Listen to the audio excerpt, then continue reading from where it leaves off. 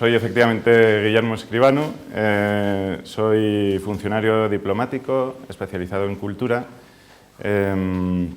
Bueno, básicamente mi experiencia cultural se remonta únicamente a los últimos 5 años. He sido consejero cultural en la Embajada de España en Marruecos, en Rabat, que es precisamente hoy que va el rey en visita oficial, uno de los países en los que mayor cooperación cultural para el desarrollo se hace.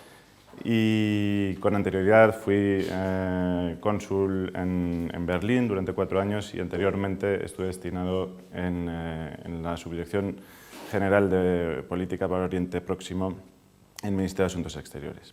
Ahora mismo los asuntos culturales en el exterior se enmarcan en la Agencia Española de Cooperación Internacional para el Desarrollo del Museo de Asuntos Exteriores, y a mí me parecía bueno, antes de quizá meternos un poco más en materia, que conocierais el despliegue de la acción cultural en el exterior.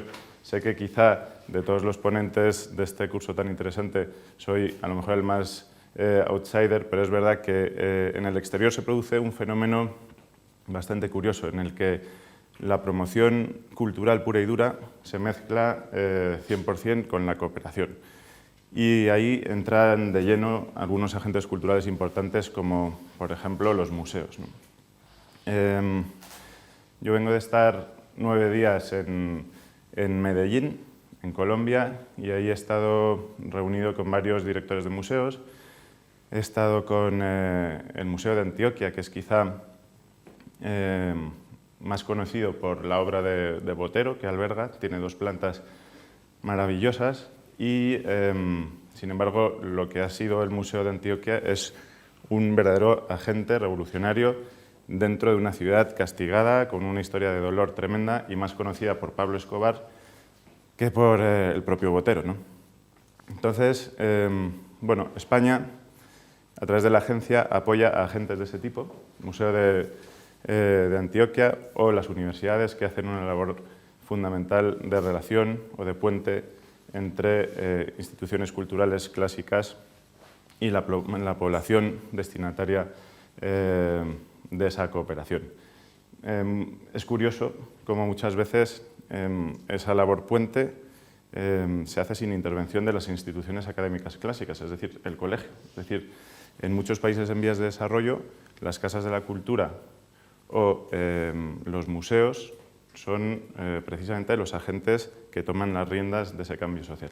En el caso de Medellín, desarrollaron un programa en paralelo a la construcción del metro de la ciudad. Es decir, pongamos por ejemplo Bilbao con el Guggenheim, pues allí el metro se transforma en un elefante blanco y a medida que va creciendo la vía, todo el perímetro de la obra va transformándose los barrios, el metro va llegando a zonas de sicarios y entonces ahí llegan el personal pedagógico de los museos y el personal pedagógico de la universidad y empiezan a hacer programas de rimas a cambio de armas, clases a cambio de pues dejar de delinquir, en fin, todo eso es muy interesante. Os sirva un poco como anécdota global de cuál es el espíritu con el cual la Agencia Española de Cooperación participa en el exterior, y yo creo que es lo que engarza mejor con este curso. Pero yo no sé si vendría bien, Ana, que no sé si estáis familiarizados con la institucionalidad española en el exterior, en lo cultural.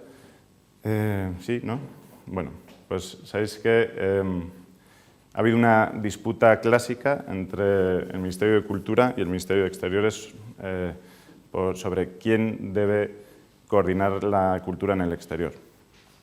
Si los militares se ocupan de las consejerías de defensa y de las consejerías de comercio, los técnicos comerciales del Estado, ¿por qué los diplomáticos, como es mi caso, nos encargamos de la cultura en el exterior?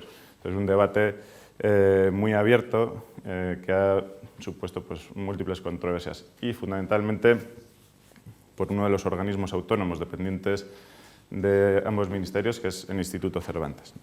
Entonces, digamos que en cultura en el exterior tenemos el Ministerio de Asuntos Exteriores con 2 patas fundamentales: la Agencia Española de Cooperación Internacional para el Desarrollo, donde está la Dirección de Relaciones Culturales y Científicas, a la que pertenezco yo, y el Instituto Cervantes. La Dirección de Relaciones Culturales y Científicas se encarga de tres cosas. Una, la relación interuniversitaria. Ha habido un programa de cooperación interuniversitaria hasta la crisis absolutamente millonario, por el cual se financiaban en muchos de nuestros países socios de cooperación cientos de seminarios y de laboratorios conjuntos que tenían que ir en paralelo a las líneas de la cooperación española. Unos programas de becas y de lectorados que están sobreviviendo a duras penas también. Los lectorados han reducido enormemente, pero bueno, son una pieza clave para la difusión de la cultura española en sede universitaria.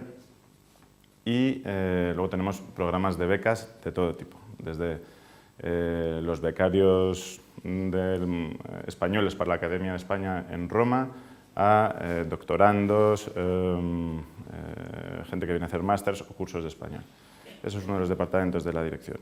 Segundo, es el que se encarga de las comisiones mixtas, es decir, las relaciones entre los gobiernos de todo el mundo que en España, en materia cultural, negociación de convenios, comisiones mixtas, etcétera, se lleva en un departamento de coordinación de relaciones culturales internacionales que lleva también la parte de UNESCO.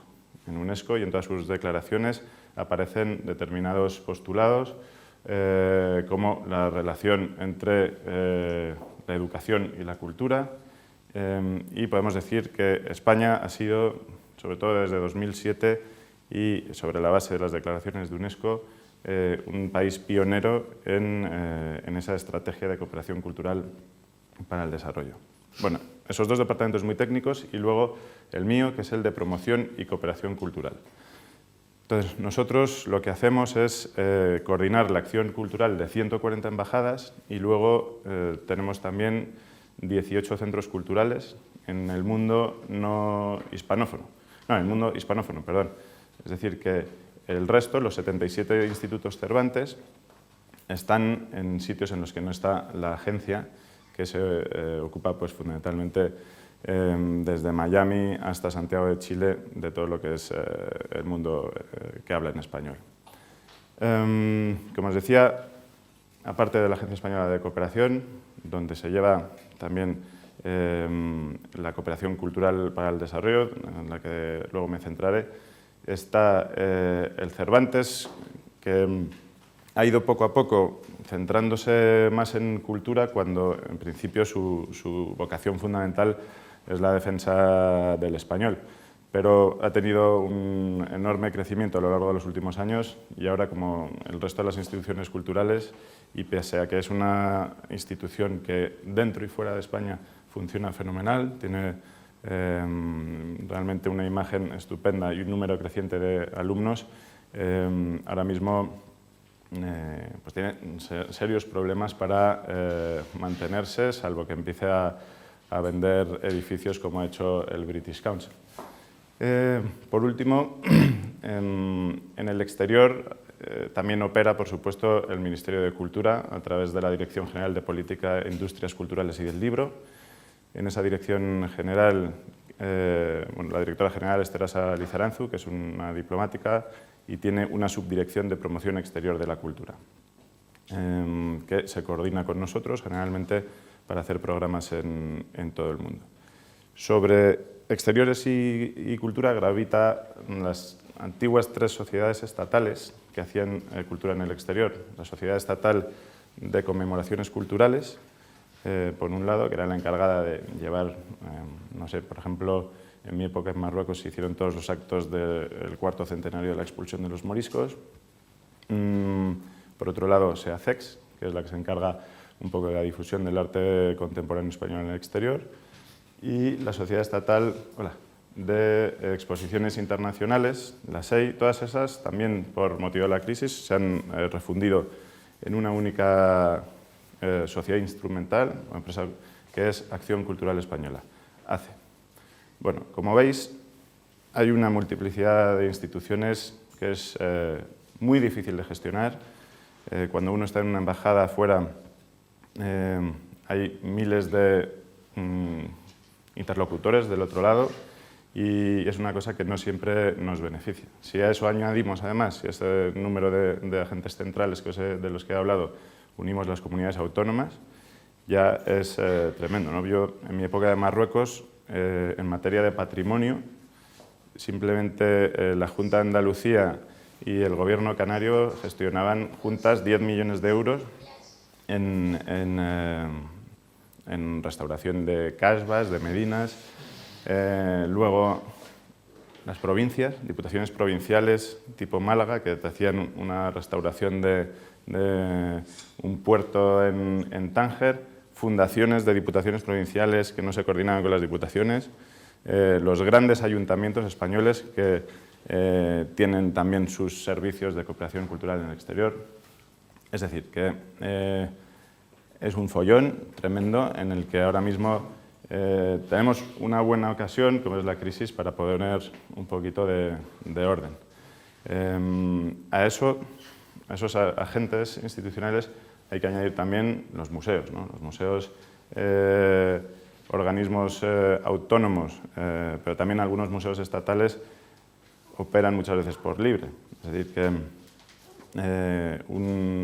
el Reina y el Prado fundamentalmente son dos instituciones que son verdaderos transatlánticos que para hacer un intercambio de obra o organizar un seminario, participar en algún sitio fuera, no nos lo comunican a nosotros. Y bueno, en todo eso estamos intentando poner orden. Se ha establecido una mesa de acción cultural en el exterior, en el que estamos sentados casi 35 instituciones y que es coordinada por exteriores. De lo que hemos hecho, para empezar, un inventario de quién hace qué. Entonces sale una página Excel de como 15 páginas espectacular, realmente, que sitúa pues bueno, a España como una primerísima potencia cultural en el exterior. Estamos intentando ya, de cara a 2014, hacer un inventario bueno para que la sociedad española y todos los contribuyentes, incluido yo mismo, sepamos qué se hace con nuestros impuestos en cultura en el exterior.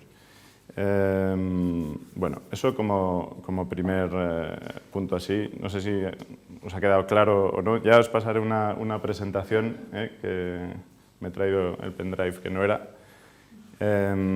Pero la historia es intentar poner orden en todo ese amalgama institucional. ¿Quién se encarga de la cooperación cultural como tal? Bueno, ahí yo creo que hay un debate que a mí me gustaría, después si tenemos como 15 minutos, conocer vuestra opinión, porque,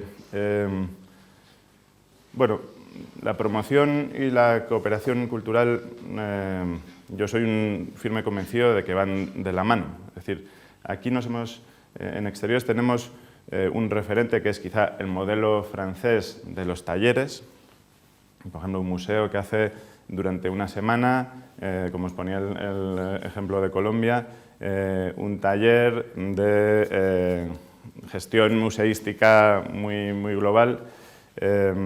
Bueno, pues tiene unos destinatarios relativamente limitados. El esfuerzo académico que pueda surtir efecto en una semana es, bueno, puede ser discutible, es decir, que salvo que uno encuentre a 10 o 15 personas que vayan a utilizar profesionalmente esos conocimientos, lo cierto es que hay una pluralidad de cursos en el exterior que no tienen un efecto muy práctico.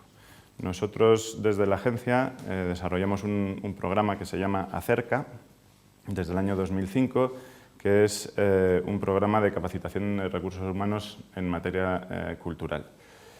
Y se han hecho pues, prácticamente 150 seminarios en todo el mundo, de corte muy general, pero nos hemos dado cuenta de que, uno, hay que empezar a obligar a los consumidores o a los alumnos de esos cursos a pagar, porque es cierto que aunque en los países en vías de desarrollo la agencia lleva por bandera la gratuidad, estamos hablando de pagar un precio disuasorio, pequeño, ¿no? Pero es cierto que hay determinados cursos en los que el interés suscitado es tan enorme que al final los verdaderos alumnos que pudieran aprovecharlo pues, no lo hacen tanto como sería deseable.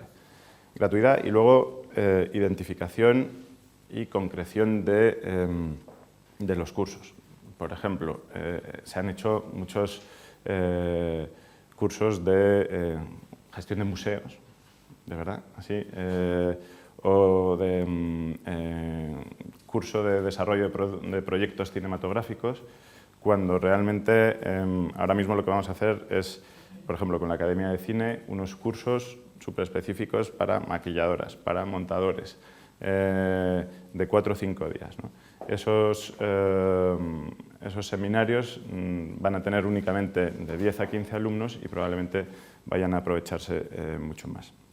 Por otro lado, en la agencia tenemos un programa estupendo que tiene más de 30 años, que es el programa de patrimonio. Como ha dicho Ana,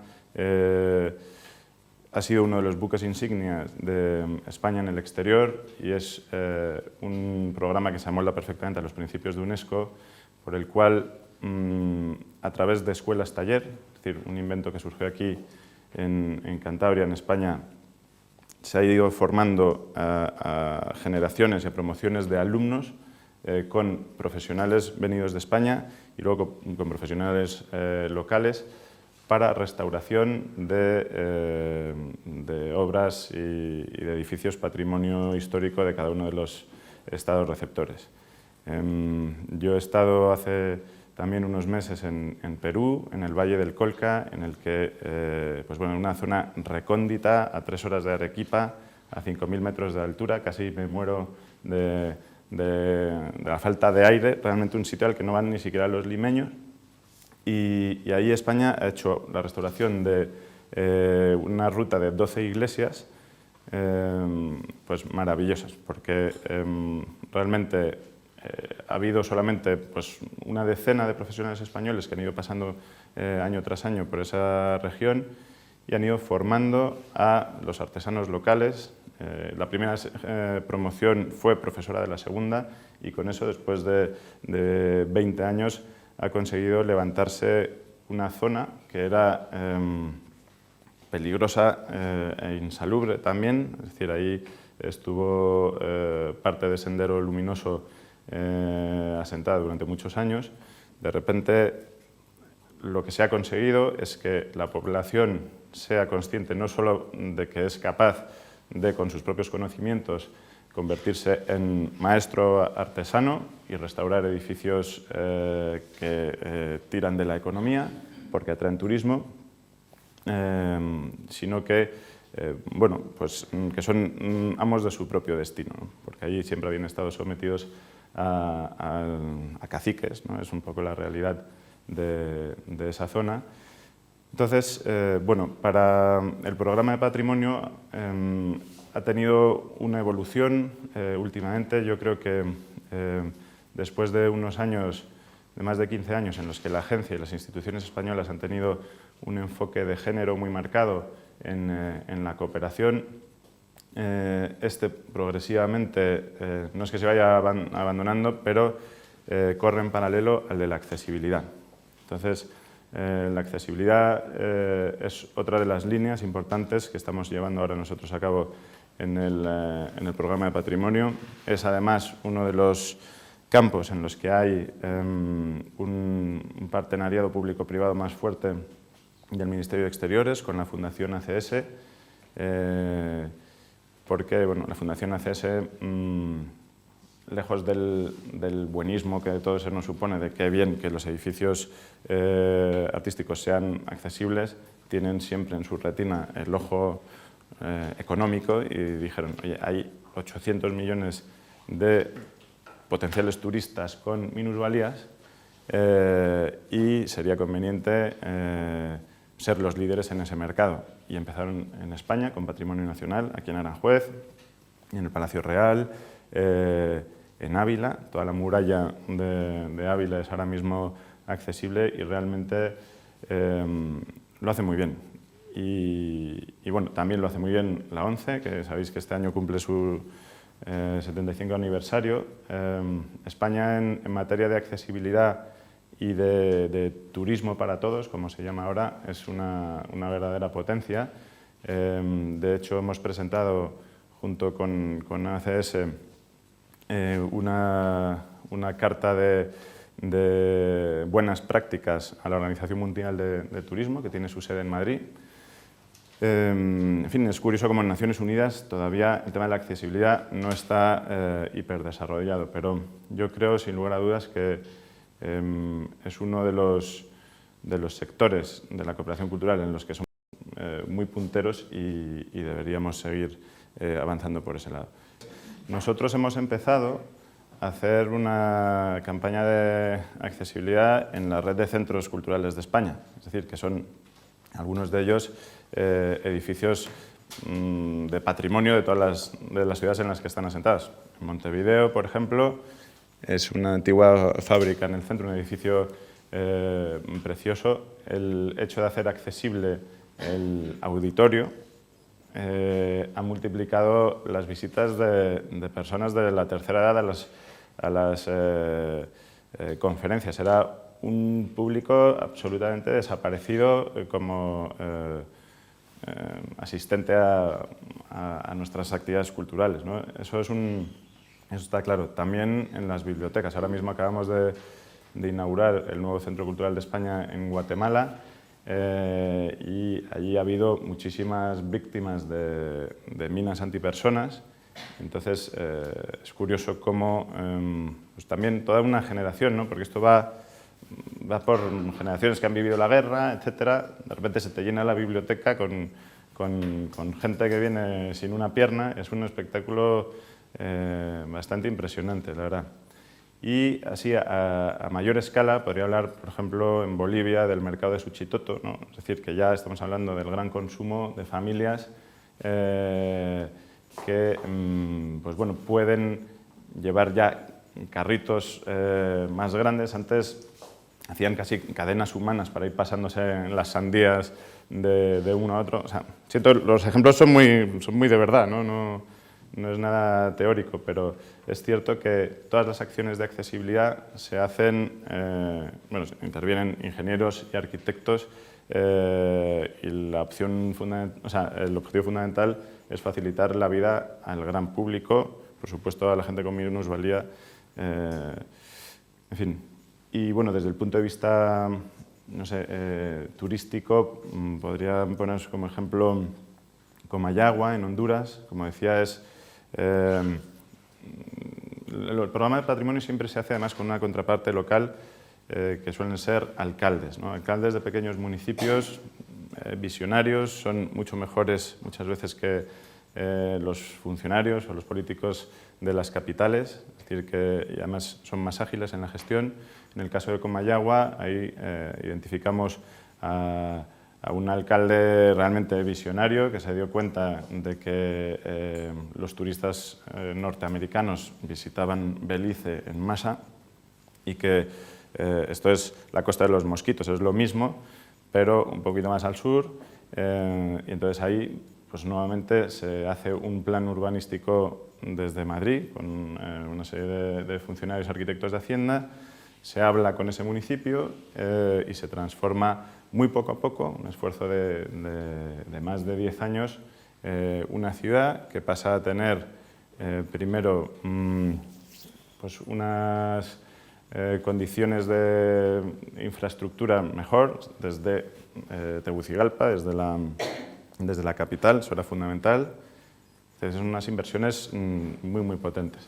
Y luego ese plan urbanístico adecenta la ciudad, se crea un museo con la historia de la región que pueda visitar, es decir, un atractivo turístico, cultural, y luego empiezan a sentarse pues, algunas empresas, algunas españolas también, de hoteles, y ahora Comayagua es un sitio, pues es yo creo que el lugar de Honduras de los pocos en los que se puede hacer turismo con tranquilidad, ¿no? Esos 4 o 5 ejemplos iberoamericanos que te he puesto. En el caso de Marruecos, Ahí ha metido mucho dinero, como os decía, la Junta de Andalucía, en el norte, toda la zona de Chauen, Larache, Tetuán, pero digamos que por mi experiencia las medinas son muy poco accesibles, poquísimo, ¿no? O sea, poco a poco las autoridades marroquíes, ellas sí que están concienciándose de la necesidad de que lo sean, por un lado, y de adecentar lo que son sus zonas de patrimonio. En Marruecos se produce una cosa extrañísima y es que hay mucho turismo, pero hay poco retorno. Es decir, hay una serie de piraos de Marruecos, entre los que estoy yo, que repiten sin parar porque nos entusiasma, pero lo normal es que, por ejemplo, el español que visita Marruecos una vez no lo haga una segunda, están todas las estadísticas, y los estudiosos lo que analizan es porque tienen un descuido absoluto de su patrimonio, por un lado, y un puente inexistente entre el turismo, digamos, de relax y de sol y playa y de su patrimonio, cuando lo tienen facilísimo, por lo menos en el norte, ¿no? Es una pena, pero bueno, la verdad es que es un país que está avanzando muy rápidamente, ¿no? Lo que pasa es que, en fin, ahí es un país en el que hay todavía 60% de analfabetismo y está en el puesto 120 del informe de desarrollo humano, con lo cual, aunque lo tengamos y sea un país vecino, es alucinante, pero tiene mucho que avanzar todavía. Bueno, ¿una pregunta más? No, de momento no.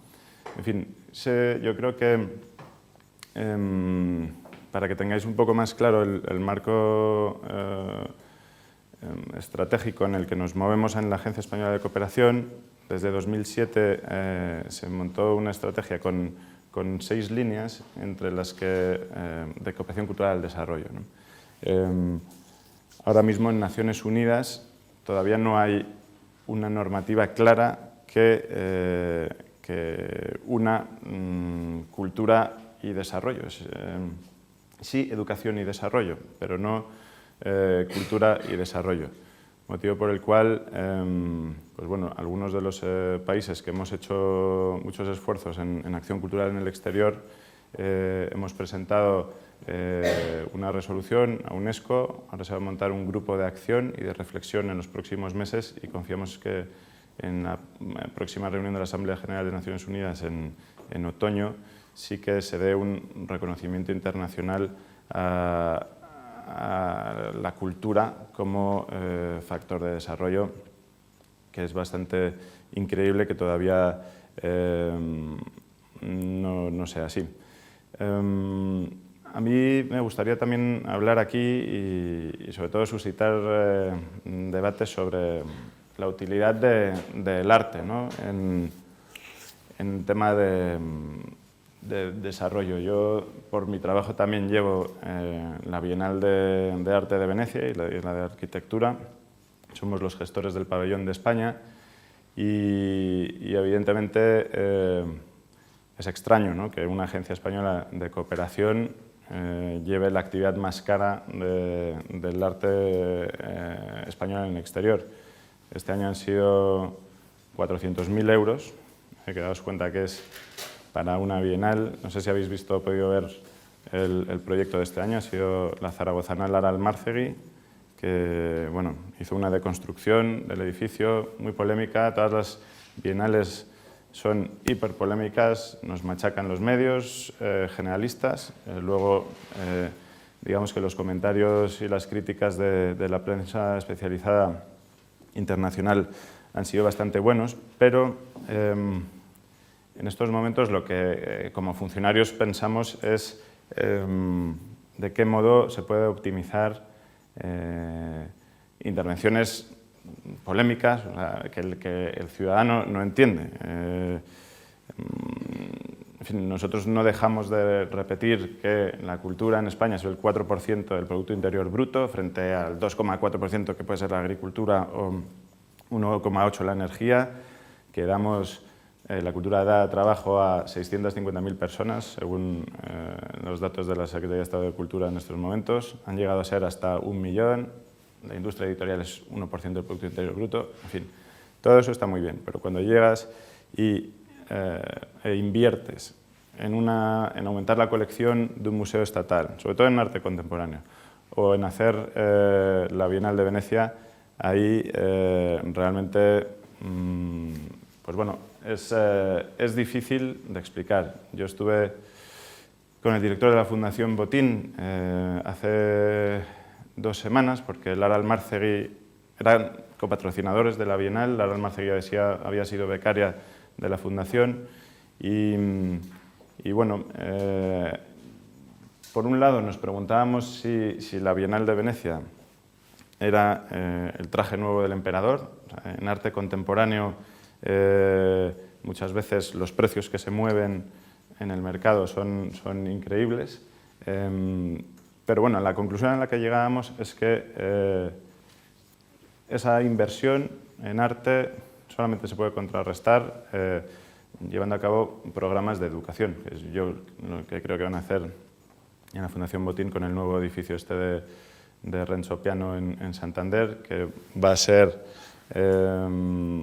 lejos de un museo convencional, casi una academia, ¿no?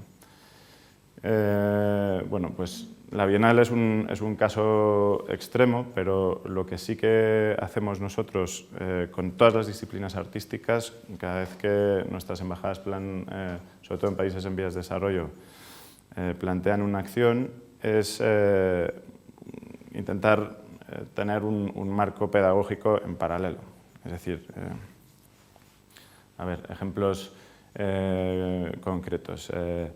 En Marruecos yo tuve a La Mala Rodríguez cantando en Tetuán. Era una cosa pedida por las autoridades marroquíes. Es decir, había un festival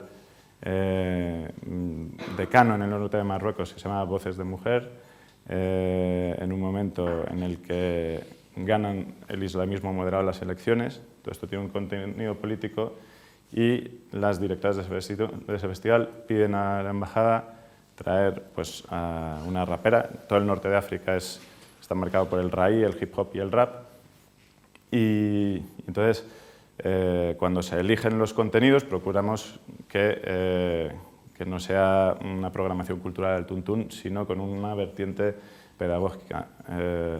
La Mala, que venía pues, muy segura, porque es una gran estrella, realmente lo pasó mal, ¿no? Entre un auditorio de familias y de mujeres con velo, salió bastante impresionada, y luego en el Instituto Cervantes lo que sí hicimos fue, con artistas locales, pues hablar un poco del mensaje de las canciones de esta cantante, ¿no? Y lo mismo, pues, por ejemplo, en fotografía se procura que cualquier exposición venga acompañada por talleres de formación y con contrapartes locales muy involucradas. En materia de museos, la verdad es que yo estoy mucho menos versado, ¿no? Pero en fin, mi experiencia en los países en vías de desarrollo, o sea, de hecho, mi departamento financia la construcción de determinados museos. Estamos haciendo ahora un museo de artesanía en Níger, otro en Addis Abeba, en Etiopía, con la Organización de la Unidad Africana. Es que el museo en estos momentos, en muchos de estos países en vías de desarrollo, lejos de ser un lugar de proyección de arte pura y dura, es más un contenedor de memoria histórica, ¿no? Tiene un contenido hiperpolítico. O sea, en el Congo, por ejemplo, acabamos de hacer una acción de restauración de archivos fotográficos. Ha sido mucho más barato que lo que hacíamos en Iberoamérica de reconstrucción de edificios. Ahora no hay dinero más que... Estamos centrándonos mucho en conservación preventiva para evitar tener que restaurar y en archivos, ¿no?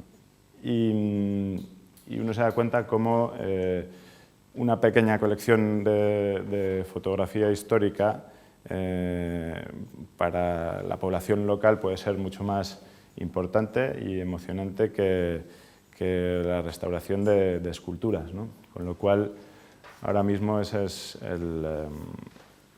un poco la línea que estamos siguiendo. Bueno, sí. ¿Cómo trabajáis con instituciones locales? ¿Cómo establecer red? ¿Cómo es ese trabajo ya con... Bueno, eso normalmente las redes se multiplican y nos subimos al carro de algunas.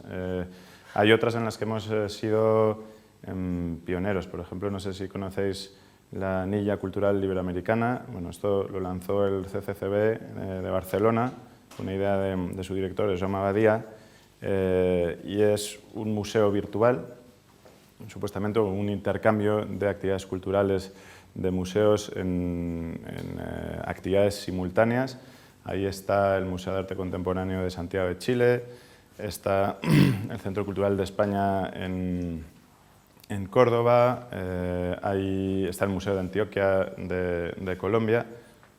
Entonces, esas redes son a veces utilísimas, ¿no? Por ejemplo, esta de la Anilla Cultural dio lugar a una idea fantástica que fue Hipermédula.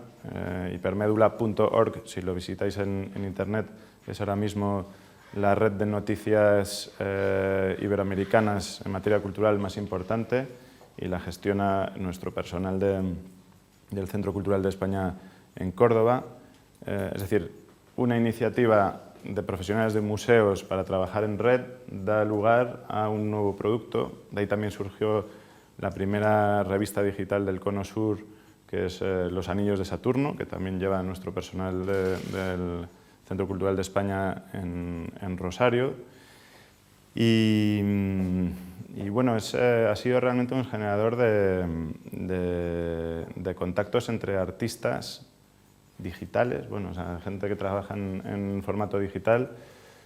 Sabéis que a partir del 20 de noviembre, durante 3 días, va a haber un congreso de cultura iberoamericano dentro del sistema de cumbres de la Conferencia Iberoamericana. Será en Zaragoza, en el Centro de Arte y Tecnología, y va a estar dedicado a la cultura en red. Y ahí, pues, una de las mesas va a estar presidida por los responsables de la Anilla Cultural. Eso como ejemplo, ¿no? Así más reciente. ¿Qué fechas has dicho, por favor? A partir del 20 de noviembre. Va a tener un formato más dinámico que un congreso al uso. Es decir, que la parrilla de actividades va a haber una zona que se llama experiencias, entonces de presentaciones de 10-15 minutos de proyectos que se hacen en el ámbito iberoamericano. Pues mira, eso es uno de los males endémicos de la administración española, ahora mismo empezando por la evaluación, ¿no?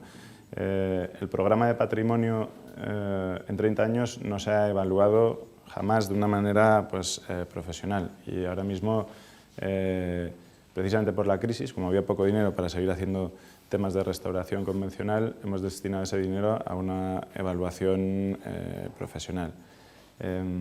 Los proyectos nos llegan por distintas vías, ¿no? Normalmente nuestras embajadas, pues, tenemos algunos responsables de patrimonio en pocos países, solamente en 6, pero han estado en Guatemala con, por ejemplo, todas las ruinas de Tikal, en El Salvador, en Nicaragua, pero en fin, es el consejero cultural de la embajada el que recibe las peticiones generalmente del director general de Bellas Artes del Ministerio de Cultura local o de asociaciones, ¿no? Privadas, ¿no? También hay ONGs españolas que son las que señalan cuáles son las necesidades de acción.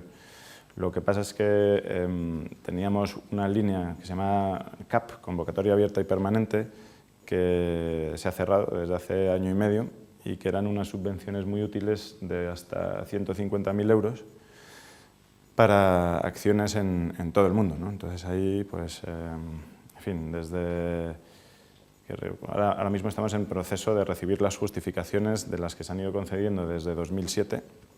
Otro de los problemas que ha tenido España en materia de subvenciones, que es que en el exterior se ha dado mucho, no te digo que sin control, pero que yo esté ahora controlando subvenciones concedidas en 2007 es producto también de falta de recursos humanos para gestionar toda esa cantidad entregada. Y yo os hablo aquí con total sinceridad. Por ejemplo, eso es grave, pero todavía más grave ha sido el Programa de Naciones Unidas para el Desarrollo, el PNUD. España constituyó en 2008 un fondo, España PNUD, para el cumplimiento de los objetivos del milenio. Se seleccionaron a 18 países, ¿no? Para que fueran recibiendo millones de euros en ayuda, en un total, en materia cultural, de 100 millones de dólares, que se puso, eso fue en la época de Leire Pajín, como secretaria de Estado de Cooperación. Ese dinero se puso en Nueva York, y Nueva York fue distribuyéndolo a 18 oficinas de UNESCO en el Magreb. Es un dinero español, ¿no? Salió de nuestros IRPFs, es decir, que aparte de iniciativas privadas, como te decía, de ONGs o asociaciones locales o españoles que estén en el terreno, o lo que identifique nuestra embajada, está la cooperación multilateral, la que se hace a través de Naciones Unidas o de organismos internacionales, y es una cooperación difícil, ¿no? Porque, uno, da muy poca visibilidad, es decir, que probablemente no sé, en Mauritania y en el sur de Marruecos se hicieron algunas acciones en materia de poblaciones nómadas y bueno, para poner algunos edificios de baños públicos, etcétera, pero digamos que hay cierto descontrol. Muchas veces España tiene lo que llaman un droit de regard, o sea, puede ver cómo se invierte ese dinero, pero la decisión última la toman los funcionarios de Naciones Unidas, con lo cual ahí, con dinero español, se han hecho también muchísimas cosas, ¿no? Pero, en fin, y luego está la Unión Europea. La Unión Europea y Naciones Unidas, el presentar un proyecto de cooperación cultural al desarrollo, hay que haber hecho un máster, realmente, porque son unos formularios complicadísimos. De hecho, hay consultores que se dedican a hacerlo, pero en estos momentos yo creo, ahora mismo tal y como están las cosas, son las dos vías que quedan para seguir actuando en este sector. De hecho, Exteriores España, la agencia, se ha presentado en un consorcio privado a uno de estos concursos de la Unión Europea, cosa que no habíamos hecho por falta de necesidad hasta la fecha, pero que muchos países del norte de Europa vienen haciendo con frecuencia. Es decir, que administraciones públicas, de la mano de consultoras privadas especializadas en toda esta burocracia bruselense, hacen proyectos de cooperación. Nosotros nos hemos presentado uno para el norte de África por 3 millones de euros para una acción en 2 años, que va a ser para, básicamente, proteger archivos fílmicos en Egipto y poco más, ¿no? Hay dentro de las conferencias iberoamericanas, hay unos programas que se llaman programas IBER, ¿no? En los que los países, España y Portugal, los países de América Latina, participamos y hacemos proyectos conjuntos. Hay un programa que se llama Ibermuseos, en el que, bueno, pues sorprende cómo ahí se reúnen los directores de los museos nacionales de muchos de estos países, ¿no? Y por nuestra parte va el director general de Bellas Artes, ¿no? Jesús Prieto, y Enrique Varela, el subdirector de museos estatales, y yo. Entonces, ahí la concepción, o el concepto de museo de todos nuestros colegas iberoamericanos es muy antigua, ¿no? Nosotros habíamos propuesto financiar, con cargo a ese programa Ibermuseos, un debate sobre un encuentro euro-iberoamericano de directores de museos que tuvo lugar en la última edición de ARCO, y fue increíble la oposición de más de la mitad de esos directores, porque el arte contemporáneo es una cosa que trasciende a los museos y que no entienden como propia de museos, ¿no? De hecho, uno de los debates que surgió en ARCO, en este encuentro, que finalmente sí se financió con cargo a Ibermuseos, es si esos museos nacionales tendrían que empezar a comprar obra, ¿no? de artistas contemporáneos. Entonces, bueno, en fin, se llega a conclusiones muy interesantes. Pero, no sé, volviendo a Lara Almarcegui, la verdad es que, en fin, yo lo que creo es que también dentro de las instituciones culturales y a lo mejor en los museos, o vosotros que sois historiadores del arte, hace falta un ejercicio, una profesionalización de la comunicación, ¿no? Eso lo vemos nosotros muy bien. Hay un momento en el que el no tener controlado bien el mensaje hace que toda una estrategia muy bien intencionada pues, se te desmonte. En el caso de las bienales es muy claro, ¿no? Porque este año Lara Almarcegui, que lleva haciendo lo mismo en los últimos años, ¿no? Pero, en fin, no es ninguna novedad, pero el proceso de su selección no fuimos unos funcionarios que nos dijimos, venga, Lara, vente para acá. No. Aquí hicimos un comité en el que está Manuel Borja Villel, presidiéndolo con 3 o 4 personas de lo público y lo privado que señalaron a 3 comisarios. Cada comisario presentó un proyecto y de esos 3 proyectos elegimos, sí, nosotros en exteriores, uno. Porque los otros 2, si este era polémico, los otros 2 ni os cuento, vamos, eran muy difíciles. Entonces, bueno, a mí me interesaría de cara al futuro, sobre todo en materia de arte contemporáneo, hacer alguna estrategia pedagógica, ¿no? En eso la verdad es que hay algunas instituciones españolas como, bueno, como Educatisen, que hacéis una labor fantástica. La Dirección General de Bellas Artes ha también montado un proyecto de comisariado para niños pequeños que está bien, ¿no? Lo que pasa es que para eso tienes que formar a los formadores, que eso es lo difícil, ¿no? Han montado una especie de kit, ¿no? de exposición de fotografía con unas instrucciones para los profesores. Pero vamos, yo creo que por lo menos en nuestra proyección exterior en este ámbito estamos empezando muy poco a poco, la verdad. Gracias. Muy bien.